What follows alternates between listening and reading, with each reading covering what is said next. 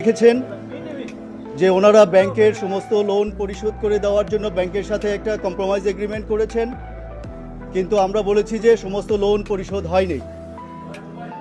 আমরা কোর্টের নোটিশে নিয়েছি যে যেই দিন ওনার নমিনেশন পেপার সাবমিট করা হয়েছে সেই দিন উনি 3টা ব্যাংকের বড়োয়ার ছিলেন, 3টা ব্যাংকেরই উনি ঋণখেলাপি ছিলেন, কিন্তু উনি কোনো ব্যাংকের কোনো টাকা পরিশোধ করেননি।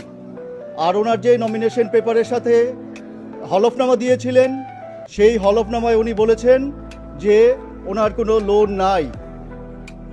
সুতরাং উনি যেই দিন নমিনেশন পেপার জমা দিয়েছেন ওই দিন একটা প্রতারণা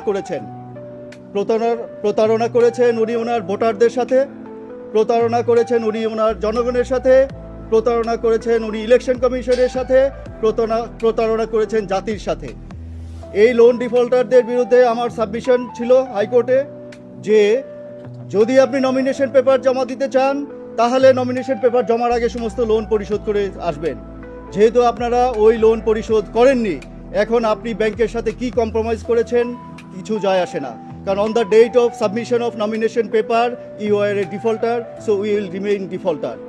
এই আর্গুমেন্ট শুনে অনারেবল হাইকোর্ট ডিভিশন আজকে পিটিশনারের রিট পিটিশন খারিজ করে দিয়েছে সামারিলি। ভিন্নতাটার ক্ষেত্রে অন্যদের এফিডেভিটে কি ছিল আমরা দেখিনি, কিন্তু ওনার এফিডেভিট আমরা আদালতকে দেখিয়েছি যে উনি মিথ্যে কথা বলেছেন, উনি আদালতে মিথ্যা স্টেটমেন্ট দিয়েছেন।